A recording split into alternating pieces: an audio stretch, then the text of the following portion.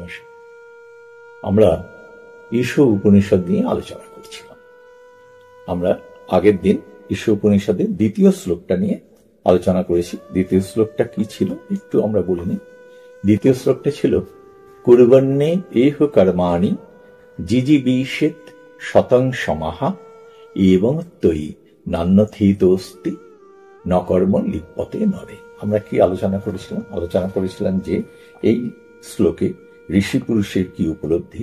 ঋষি পুরুষ বলছেন যে কুর্বন্নে এহ কর্মণে, অর্থাৎ এইভাবে যদি আমরা কর্ম করি, তাহলে এইভাবে কর্ম করলে আমাদের জীবন এত সুন্দর আনন্দময় হবে যে আমাদের ভেতরে আমাদের ইচ্ছে করা উচিত, আমাদের ভেতরে উদ্দীপনা থাকা উচিত, আমরা যেন শতবর্ষ এইভাবে জীবিত থাকি।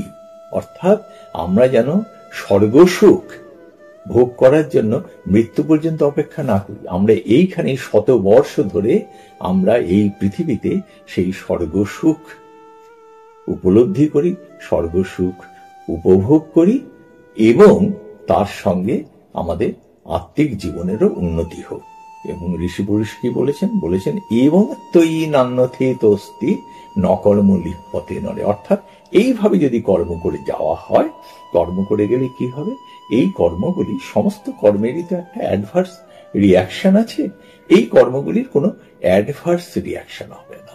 হ্যাঁ, নকর্ম লিপ্যতে নরে। হ্যাঁ, অর্থাৎ এই ধরনের এইভাবে কিভাবে বিস্তারিত আলোচনা আগের দিন করেছি, আজকে আর বিস্তারিত আলোচনা করব না।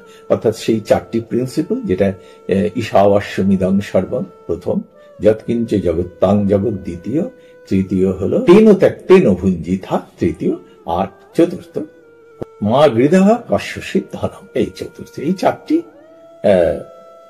বেসিক প্রিন্সিপাল, তার উপরে এইভাবে কার্য করলে এই কার্যে আমাদের যে প্রতিক্রিয়া, বিপরীত প্রতিক্রিয়াটা হবে না, বন্ধন সৃষ্টি হবে। আর কি বলেছেন এবং তৈ নান্যথিতোস্তি, এছাড়া আর কোনো রাস্তা নেই। এই দুঃখের হাত থেকে পরিত্রাণ পাওয়া বা অমৃতত্বের পথে যাওয়ার আর কোনো রাস্তা নেই। এই পর্যন্ত আমরা বিস্তারিত আগের দিন আলোচনা করেছিলাম। আজকে আমরা ঈশো উপনিষদের তৃতীয় শ্লোকে আসব। তৃতীয় শ্লোক এক অসাধারণ শ্লোক। তৃতীয় শ্লোকে কি বলছেন ঋষি পুরুষ? বলছেন অসূর্যা নামতে লোকা অন্ধেন তমসা বৃতাহা। অসূর্যা নামতে লোকা অন্ধেন তমসা বৃতাহা তাংস্তে প্রত্যাভিগচ্ছন্তি যে কে আত্মহনু জনাহা। বলছেন যে খুব কাব্যিক ভাষায় বলছেন একটা লোক আছে, অর্থাৎ একটা অবস্থা আছে। সেই অবস্থাটা কি? তার নাম হয়, সেখানে সূর্য নেই। অসূর্যা নামতে লোকা, সূর্যহীন অবস্থা, একটা অবস্থা আছে সেখানে। অন্ধেন তমসা বৃতা, অর্থাৎ ব্লাইন্ডিং ডার্কনেস। হ্যাঁ, সেই রকম এক অন্ধকারময় জগৎ আছে। কোথায় আছে? বলছেন তাংস্তে প্রত্যাভিগচ্ছন্তি যে কে আত্মহনু জনা। অর্থাৎ যারা আত্মহত্যা করে তারা মৃত্যুর পরে সেই লোকে গমন করে। এখন যদি লিটারাল মিনিং করি তাহলে কিরকম কথা হয়? তাহলে তো তার সঙ্গে ঈশোপনিষদের মূল ভাবের কোনো মিল হয় না। সেটাকে সাধারণ কথা হলো যে একটা অন্ধকার জগৎ আছে, নরক আছে, হ্যাঁ, ব্লাইন্ডিং ডার্কনেস আছে, যারা সুইসাইড করে তারা সেই সব লোকে গমন করে। ঋষি পুরুষ কি সেই কথা বলছেন? না, এ এক অতি গভীর কথা। বলছেন যে কে আত্মহনু জনাহা, যারা আত্মহত্যা করে। আত্মহত্যাটা কি? খুব অ্যালিগরিক্যাল শব্দ এটা। আত্মহত্যা মানে হচ্ছে আমার ভেতরে একটা শক্তি রয়েছে, সেই শক্তিকে পূর্ণ প্রকাশ করতে না দিয়ে তাকে যদি হত্যা করি তাহলে আত্মহত্যা। অর্থাৎ প্রত্যেক মানুষের ভেতরে যে দৈব শক্তি আছে, দৈব গুণ আছে, এই প্রত্যেকের ভেতরে যে দৈব শক্তি আছে, কি দৈব শক্তি? না, উন্নত হওয়ার, হ্যাঁ, জীবাত্মা থেকে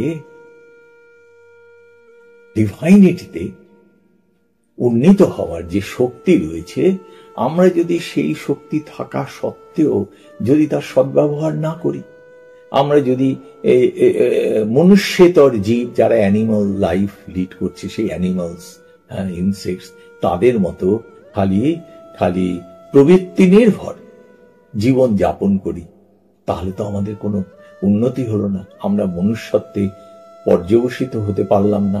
বলছেন সেই রকম যদি করি, তাহলে ঋষিপুরুষ বলছেন it is equivalent to committing suicide. যে কে আত্মহনু জনাহা তাংস্তে প্রত্যাভিগচ্ছন্তি, অর্থাৎ তারা মৃত্যুর পরে সেখানে যায়। মৃত্যুর পর মানে নট ফিজিক্যাল ডেথ। বলছেন ঋষিপুরুষ বলছেন, আমরা যদি আমাদের ভেতরে যে পোটেনশিয়াল রয়েছে, যে শক্তি রয়েছে, যে গুণ আছে, যে গুণ নিয়ে, যে শক্তি নিয়ে, যে সম্ভাবনা নিয়ে আমরা জন্মগ্রহণ করেছি, সেই সম্ভাবনাগুলোকে যদি আমরা সঠিকভাবে প্রস্ফুটিত না করি, তাহলে it is equivalent to committing suicide. তাহলে এই সুইসাইড যদি হয়, তাহলে ঋষিপুরুষ কি বলছেন যে will go to that place, সেই জায়গা আমরা যাব, অর্থাৎ সেই মানসিক অবস্থা বা সেই পারিপার্শ্বিক এমন একটা অবস্থার মধ্যে যাব। সেটা কি? সেটা হচ্ছে এমন একটা লোক অন্ধেন তমসা বৃতাহা, অর্থাৎ সেই লোক হলো একেবারে টোটাল ডার্ক, ব্লাইন্ডিং, অন্ধেন, অর্থাৎ অন্ধকার এমন যার দিক নির্ণয় করা যায় না, এমন গভীর অন্ধকার। তাহলে বলছেন সেই লোকের নাম হচ্ছে অসূর্য, অর্থাৎ সূর্য নেই। তার অর্থটা কি? সেখানে জ্ঞানের আলোক নেই, আনন্দের প্রকাশ নেই, সেখানে শান্তি নেই। এমন একটা অবস্থায় আমরা যাব। কিভাবে যাব? কখন যাব? যখন আমরা আমাদের ভেতরে যে শক্তি গুণ রয়েছে তার সঠিক প্রকাশ করব না, ইচ্ছে করে করব না। এটা কখন বলছেন না? দুটি শ্লোকের পরে। প্রথম শ্লোকে রাইটিয়াস লাইফ লিডিং এর জন্য 4টি বেসিক প্রিন্সিপাল বলেছেন। তারপরের শ্লোকে যেখানে বলেছেন কুরুবন্যে ইহ কর্মাণি জিজিবি শীত শতম সমাহা, এইভাবে কর্ম করলে, অর্থাৎ আমরা যদি সেইভাবে কর্ম না করি, তার মানে আমরা আমাদের শক্তিগুলির, আমাদের গুণগুলির যথোপযুক্ত ব্যবহার করলাম না। ঋষিপুরুষ বলছেন এই ব্যবহার না করাটা একান্ত আমাদের অপরাধ। এই অপরাধ যদি আমরা করি, তাহলে কি হবে? এই অপরাধ করলে আমাদের সেই কষ্ট পেতে হবে, খুবই কষ্ট পেতে হবে। কি কষ্ট পেতে হবে? যে আমরা এমন একটা অবস্থার মধ্যে পড়ব, যে অবস্থা থেকে বেরিয়ে আসার পথ আমরা খুঁজে পাবো না। তাই বলছেন অন্ধেন তমসাবৃতা, যে বাইরে বেরিয়ে আসার রাস্তা খুঁজে পাবো।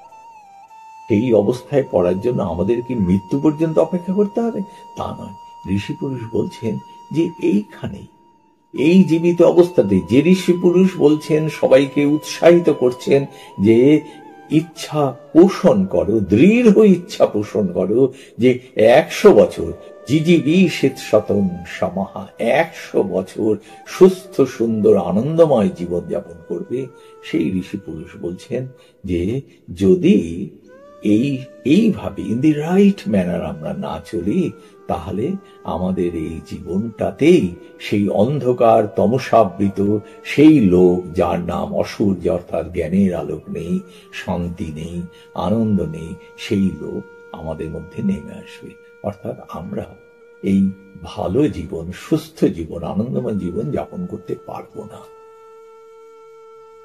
এত গভীর কথা, এত স্নেহময় কথা ঋষিপুরুষদের, যে তারা চাইছেন যে সবাই যেন আমরা অত্যন্ত ভালোভাবে থাকি। কিভাবে ভালোভাবে থাকি? না, যত দূর আমাদের পক্ষে সম্ভবপর। কেননা ঈশাবাস্যমিদং সর্বং, সবার ভিতরে ঈশ্বর রয়েছেন। সুতরাং সেই ঈশ্বর ভাব নিয়ে আমরা সবাই যেন এই জীবনেই অমৃতত্ব উপভোগ করি। কিন্তু আমরা যদি এই প্রিন্সিপালগুলো না মেনে চলি, ঠিক পথে না চলি, তাহলে ঋষিপুরুষ বলছেন সেটি আত্মহত্যার সমান। আমরা যেন কেউ নিজের যা ক্ষমতা আছে সেটার অপব্যবহারও না করি, আর অব্যবহারও না করি, ব্যবহার না করে রেখে দেওয়াটাও আমাদের অপরাধ। একই অপব্যবহারও যেমন অপরাধ, আমাদের ব্যবহার না করাটাও তেমনই অপরাধ। সেই অপরাধ যেন না করি। ঈশো উপনিষদ একেবারে শুধুমাত্র যে অমৃতত্ব লাভ করতেই হবে সেই কথা বলছেন না, বলছেন নিশ্চয়ই করা উচিত, কিন্তু এই জীবনটাকেও অমৃতময় করে তুলতে হবে। এই জীবনটাকে যেন আমরা সেই প্রেত লোকের মতো ওই জায়গায় নিয়ে না যাই। আমরা যেন আমাদের প্রতিটি শক্তিকে, প্রতিটি গুণকে উপযুক্ত ব্যবহার করি। কিভাবে?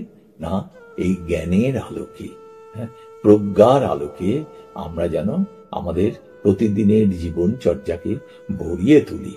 সেটার যেন আমরা ব্যবহার না করে এই রকমের আত্মহত্যার সামিল না হই। আজ এই পর্যন্ত, পরের দিন আবার পরের শ্লোক থেকে আলোচনা।